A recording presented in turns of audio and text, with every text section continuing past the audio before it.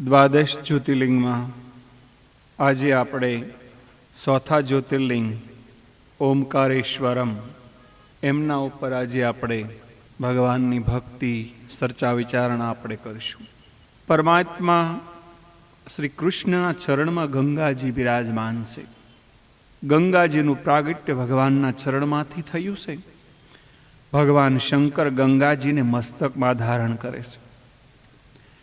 શ્રી ગંગા મૈયા જ્ઞાન સ્વરૂપ છે, યમુનાજી ભક્તિ સ્વરૂપ છે. યમુનાજીના તટે ભક્તિ સિદ્ધ થાય છે, જ્ઞાનથી ભક્તિ ટકે છે. કોઈ નાસ્તિક ભલે ભક્તિ ન કરતો હોય, શ્રી રામ શ્રી કૃષ્ણને ભલે ન માનતો હોય, પરંતુ તે કોઈ અન્ય સ્વરૂપને જરૂર માનતો હશે. માનવ જીવનમાં દુઃખ કે વિપત્તિનો પ્રસંગ આવે તો માનવ પૂજા જપ કરે છે, પરંતુ સુખ સંપત્તિ આવે તો ધીરે ધીરે એની ભક્તિ છૂટે છે. દુઃખમાં જેવી શ્રદ્ધા જેવી ભક્તિ હતી એવી સુખમાં રહેતી નથી. અતિ સુખમાં ભક્તિ કરનાર ઓછા હોય છે. સામાન્ય રીતે માનવ સુખમાં ભક્તિ ભૂલે છે. ભક્તિ જ્ઞાન વૈરાગ્યથી દ્રઢ થાય છે. જ્ઞાન વૈરાગ્ય બે ભક્તિની પાંખો છે. તે વગરની ભક્તિ વાંઝણી છે.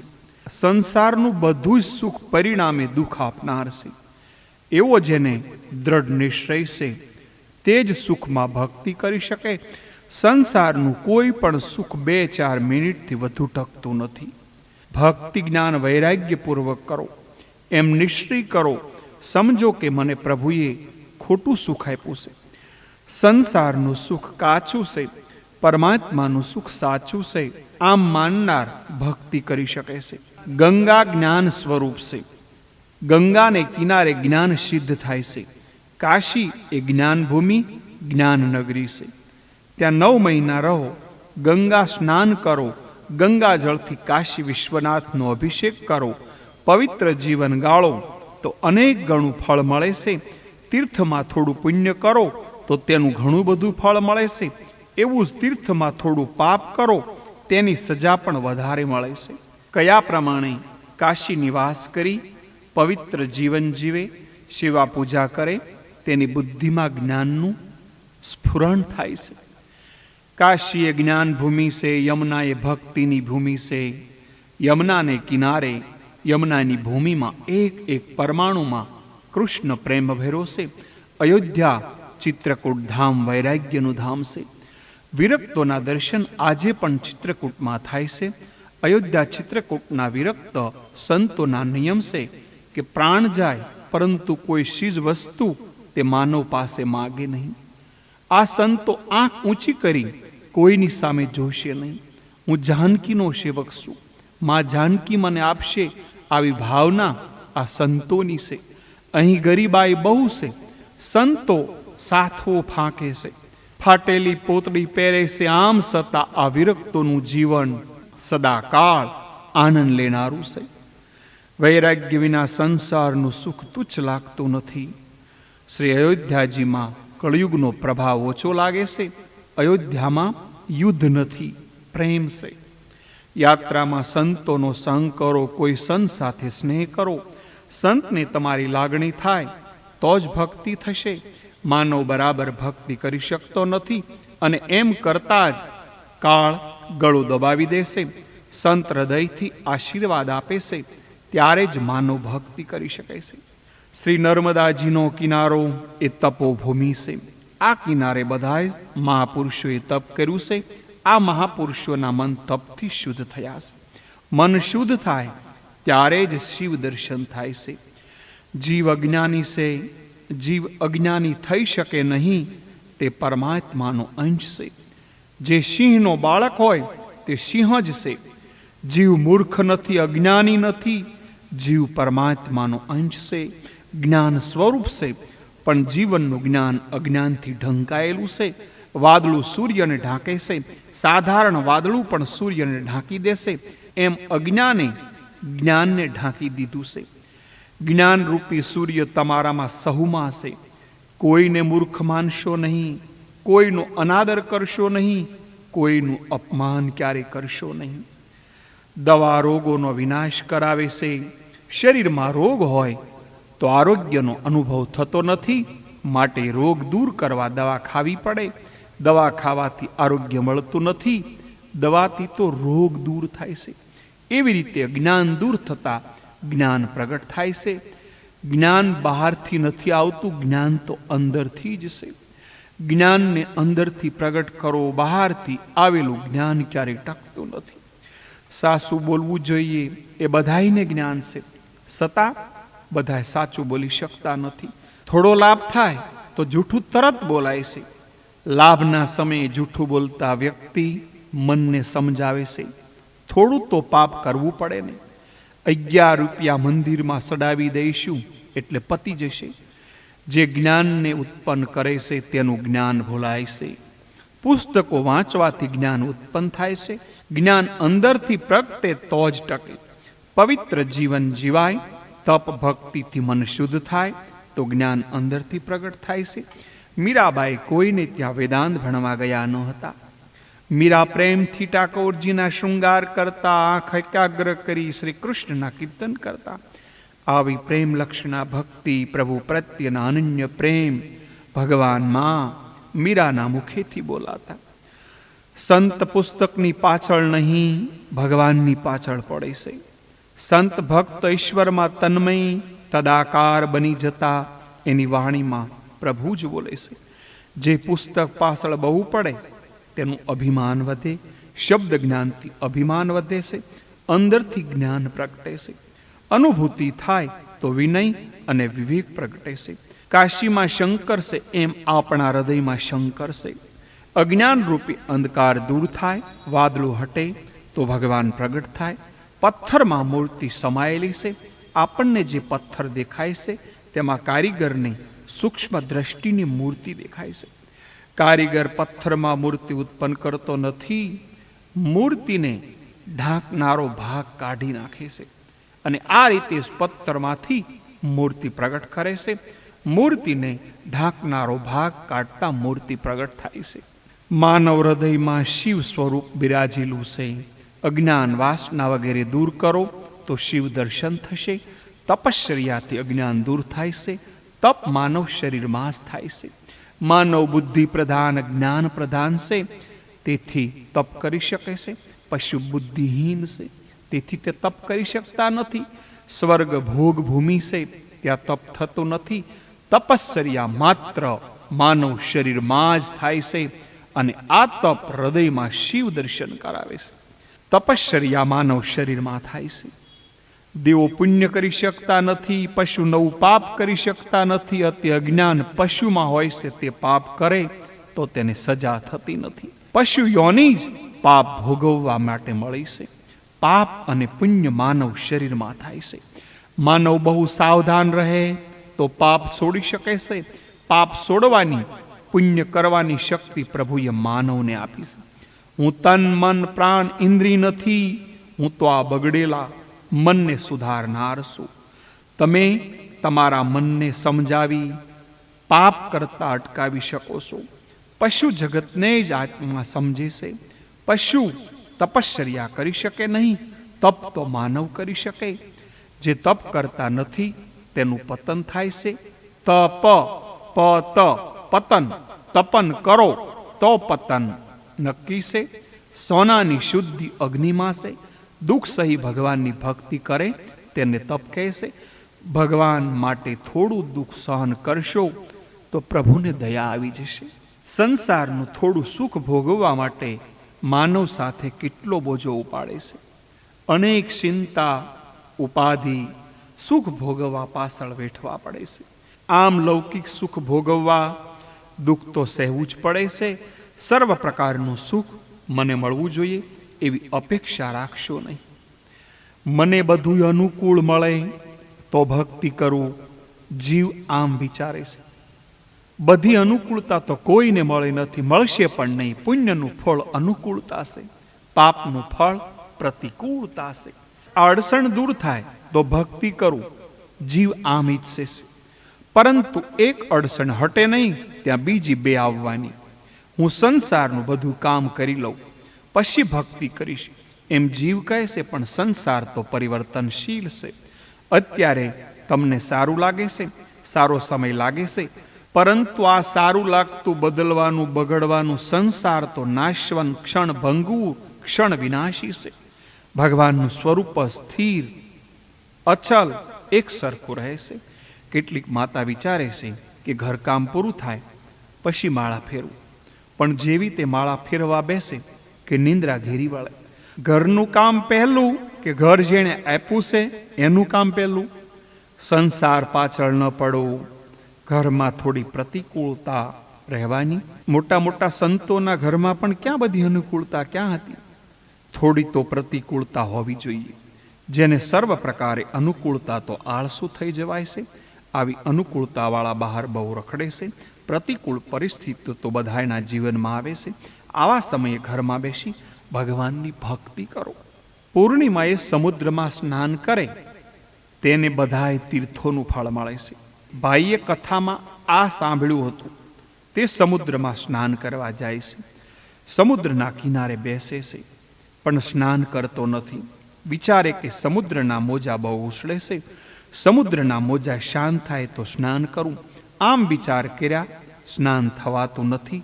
સમુદ્ર તો ઉછળતો જ રહેવાનો છે, તે કોઈ દિવસ શાંત થતો નથી, થવાનો નથી. જેણે સમુદ્રમાં સ્નાન કરવું છે તેણે મોજા તરંગોના ત્રાસ સહન કરવા જ પડશે. એવી રીતે સંસાર સમુદ્રમાં અડસડો આવવાની જ. ગમે તેવા સુખ દુઃખમાં પ્રસંગોમાં જો ભોજન છોડતા નથી તો ભજન કેમ છોડો? જેને બહુ સંપત્તિ પ્રાપ્ત થઈ છે તે પણ અતિ સુખ ન ભોગવે. જો અતિ સુખ ભોગવશો તો તન અને મન બંને બગડશે, પુણ્યનો નાશ થશે. જે સુખ ભોગવતા ભગવાન યાદ કરે એટલું સુખ ભોગવો. જે સુખ ભોગવતા ભગવાન સાથે રહે એટલું સુખ ભોગવો. અતિ સંપત્તિ ભગવાન આપે તો પણ સુખ ન ભોગવો. જેને વધુ સંપત્તિ મળી એની ભક્તિ કરવાની જવાબદારી એટલી બધી વધે છે કે દુઃખ સહી જે ભક્તિ કરે તેનું મન શુદ્ધ થાય છે. આવા શુદ્ધ થયેલા દર્પણ જેવા મનમાં ભગવાનના દર્શન થાય છે. મન બહુ મેલું છે, તેથી પ્રકાશમય પરમાત્માના દર્શન થતા નથી. બધાએ મહાપુરુષોને નર્મદાના કિનારે તપ કર્યું છે. એવો કોઈ સંત નહીં હોય જેણે નર્મદાના કિનારે તપ ન કર્યું હોય.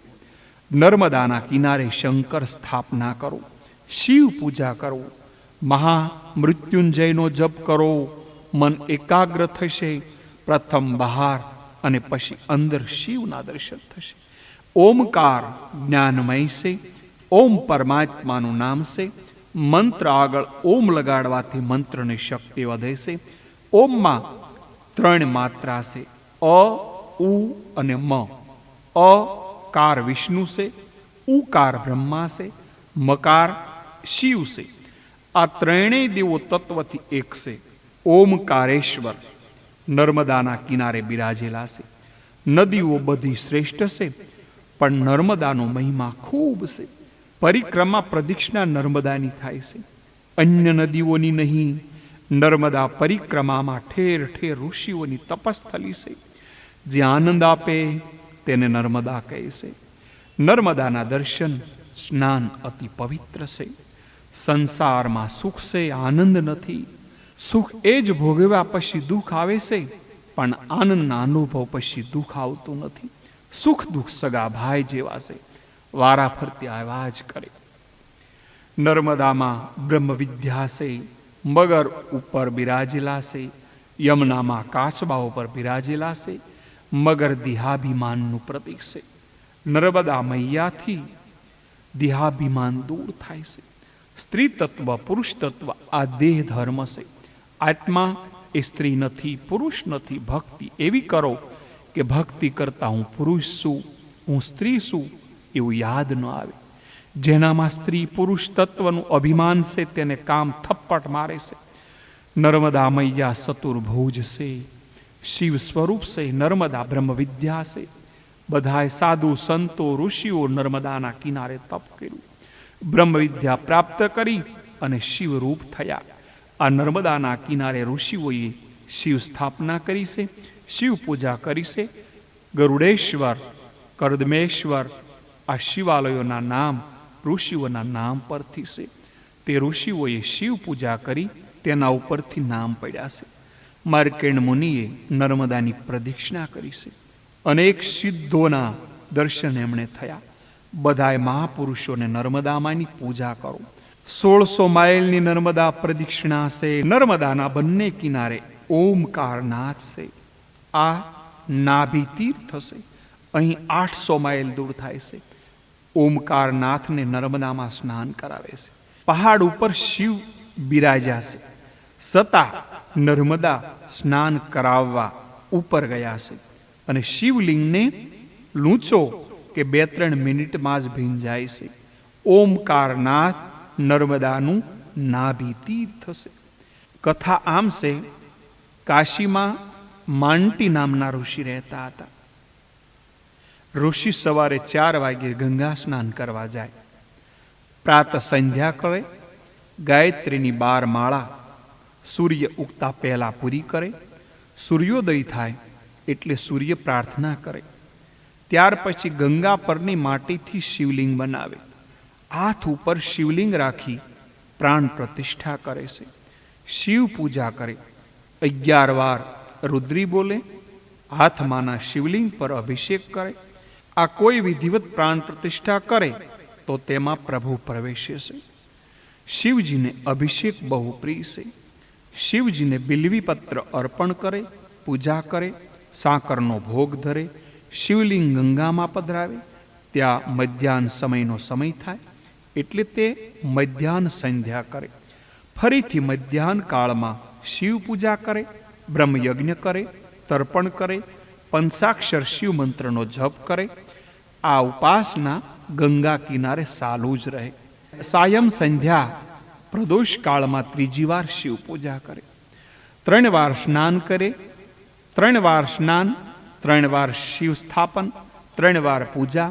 આમ આખો દિવસ ગંગાના કિનારે રહી માંટી ઋષિ શિવ ભક્તિ કરે છે. ઘરમાં ઋષિ પત્ની છે. જે કંઈ પ્રભુનો પ્રસાદ મળે તેમાં પતિ પત્ની સંતોષ માને છે. એકવાર ઋષિ પત્નીને કોઈને તિલક કરવાનો પ્રસંગ આવ્યો.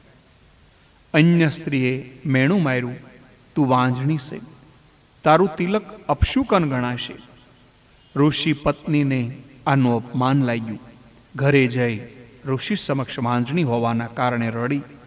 ઋષિ પત્ની પતિને કહેશે, શિવ આશુતોષ છે અને હું વાંજણી રહું? આપ મને પુત્ર થાય એવી શિવ પાસે માગણી કરો. માંટી ઋષિએ પત્નીને સમજાવી, આ સંસાર છે. કોઈ માન આપે, કોઈ અપમાન કરે, તેનો વિચાર ન કરવો જોઈએ દેવી. વાયુદેવ ફરે છે પણ તે સુગંધ આપે છે, દુર્ગંધ તેને છોડીને ફરે છે. એમ માન પણ સુગંધ સમાન છે, અપમાન દુર્ગંધ સમાન છે. બંને છોડી દેવા, બંનેનો વિચાર ન કરો. માંટી ઋષિની વાત એની સ્ત્રી માનતી નથી. તેને તો પુત્ર પ્રાપ્તિની ઝંખના છે. હવે સ્ત્રી હટશે.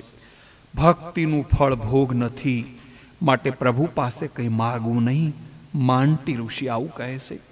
ઋષિ પત્ની, તમે ન માગો પણ ભગવાને તમારી ભક્તિ માટે કંઈક આપવું જોઈએ ને.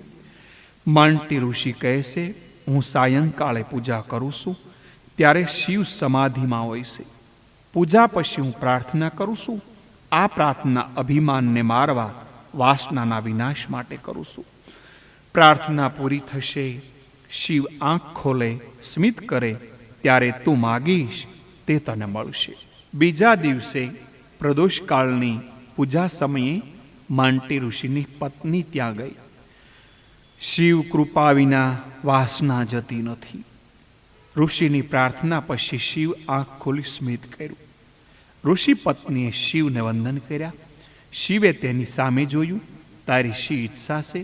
શિવે પૂછ્યું. ઋષિ પત્નીએ પુત્ર પ્રાપ્તિની માંગણી કરી. શિવજીએ સ્મિત કર્યું. પુત્રેષ્ણામાંથી અનેક વાસના જાગે છે. પુત્ર મોટો થાય, પુત્ર ભણે, પુત્ર પરણે, તેના પુત્ર થાય. શિવે કહ્યું, હું તો તમને બંનેને મારા લોકમાં સ્થાન આપવાનો હતો. આ તમારો અંતિમ જન્મ છે. સ્ત્રી કહે, મને મુક્તિ નહીં, પુત્ર જોઈએ. સ્ત્રી માની નહીં. શિવે પુત્ર પ્રાપ્તિનું વરદાન આપ્યું. એક પુત્ર થશે, મહાન જ્ઞાની તપસ્વી ભક્ત થશે, પણ 16મા વર્ષે એમનું મૃત્યુ થશે. બીજો પુત્ર આયુષ્યવાળો થશે, પણ તે મહામૂર્ખ થશે.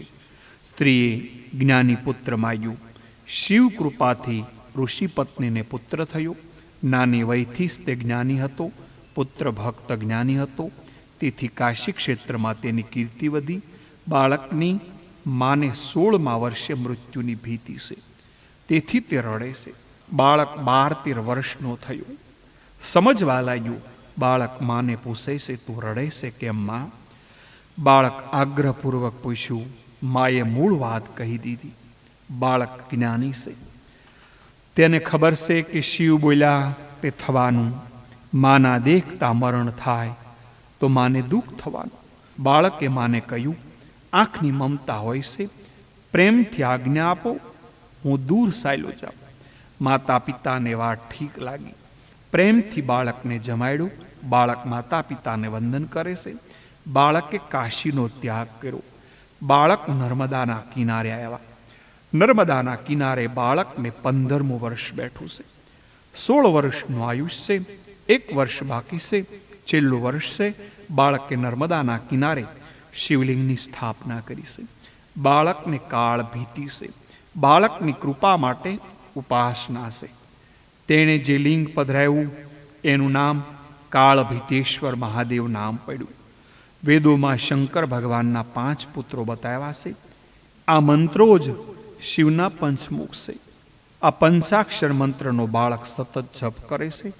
બાળકનું તપ ઉપાસના તેના પિતાની જેમ આખા દિવસમાં છે.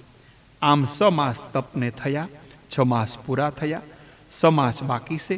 બાળકને થાય છે કે 6 માસ બાકી છે તો હવે અન્ન લેવાની જરૂર નથી.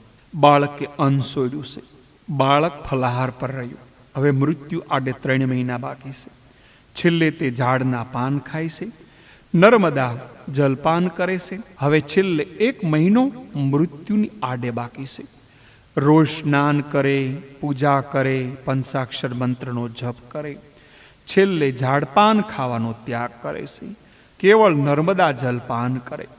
આમ 1 મહિનામાં 22 દિવસ પૂરા થયા. હવે 7 દિવસ બાકી રહ્યા. આ દિવસોમાં બાળકે પાણીનો પણ વિવેકથી ત્યાગ કર્યો. હવે છેલ્લા 2 દિવસ રહે છે. અતિશય વેદના છે. હવે છેલ્લો 7મો દિવસ બાકી છે.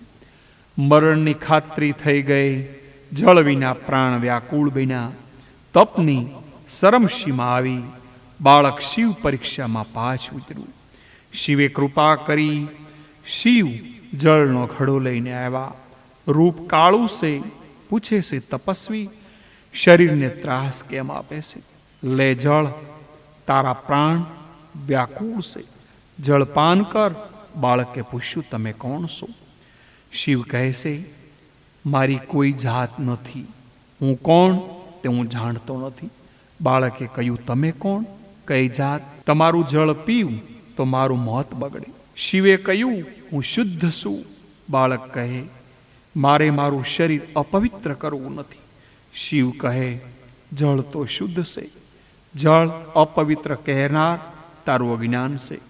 નર્મદામાં ગધેડા સ્નાન કરે, જળપાન કરે તો પણ નર્મદાનું જળ અશુદ્ધ અપવિત્ર થતું નથી. જે ધરતીમાં તું ત્યાં હું, ધરતીમાં બેસવાથી કોઈ અપવિત્ર થતું નથી. નર્મદાનું પ્રવાહ વ્યાપક રૂપમાં છે. તેમાં જે કંઈ આવે તે નર્મદા સ્વરૂપ બને છે. નર્મદામાં મળી જાય છે. વ્યાપક નર્મદા બ્રહ્મ સ્વરૂપ છે. લોટામાંનું નર્મદા રૂપ જીવ જેવું પરિચિંદ છે. બાળક કહે છે, ઘડાનું શુદ્ધના હાથનું પાણી મારે પીવું નથી. શિવ કહે છે, આ પાણી તો વહેતું છે. શિવે પાણી છોડ્યું, તેથી નદી સ્વરૂપે વહે છે. નર્મદા શિવ કન્યા છે. બાળકની શિવ ભક્તિથી, ધર્મ પ્રેમથી શિવ પ્રસન્ન થયા. યમરાજા બાળકને લેવા માટે આવે છે. શુદ્ર શિવ રૂપે પ્રગટ થયા છે. ઓમકાર સાથે પંચાક્ષર મંત્રનો સતત જપ ચાલે છે. શિવે યમને પાસા વાળ્યા છે. બાળકને 1000 વર્ષનું આયુષ્ય આપ્યું છે. ઓમકારનાથ પ્રણવનું લિંગ છે. અમલેશ્વર મહાદેવ તત્વથી એક છે, અલગ નથી. મધ્યમાં નર્મદા વહે છે, બે કાંઠે ઓમકારેશ્વર છે. એક ઓમકારેશ્વર, બીજા અમલેશ્વર, બંને એક જ્યોતિર્લિંગ છે. શિવ મૃત્યુંજય છે. શિવ કૃપાથી મૃત્યુ પર વિજય મેળવી શકાય છે. તેજોમય લિંગ તે ઓમકારેશ્વર, ઓમકારનાથ પહાડ ઉપર છે. ભગવત ભક્તો શિવ ભક્તિથી નિર્મળ બને છે. પ્રથમ જે એક ઓમકારલિંગ હતું ત્યાં બે સ્વરૂપ થયા. પ્રણવમાં જે સદા શિવ હતા તે ઓમકાર નામથી પ્રખ્યાત બન્યું. જે પાર્થિવ મૂર્તિમાં જે શિવ જ્યોતિ પ્રતિષ્ઠિત થઈ તેને પરમેશ્વર નામ આપ્યું છે. પરમેશ્વર નામ એ જ અમલેશ્વર કહેવાય છે. આ રીતે ઓમકાર અને પરમેશ્વર, અમલેશ્વર આ બંને શિવલિંગ ભક્તોને અભિષ્ટ ફળ આપે છે. આ શિવલિંગની પૂજા કરનારને જન્મ મરણનો ફેરો ટળી જાય છે. નર્મદાના કિનારે ખંડવા પાસે વિંધ્ય પર્વતમાં આ જ્યોતિર્લિંગ છે. માંધાતા રાજાની કથા આ પણ જ્યોતિર્લિંગ સાથે જોડાયેલી છે. તેની ભક્તિ, તેના ભક્તિનો પ્રચાર, દિવ્ય તેજસ્વી જીવન તથા તપસ્વી જીવનથી શિવે દર્શન આપ્યા તે આ જ્યોતિર્લિંગ. અહીંયા આપણે ઓમકારેશ્વર ભગવાનની કથા પૂર્ણ કરી. આપ સર્વને હર હર મહાદેવ સાથે આપ સૌને પ્રણામ.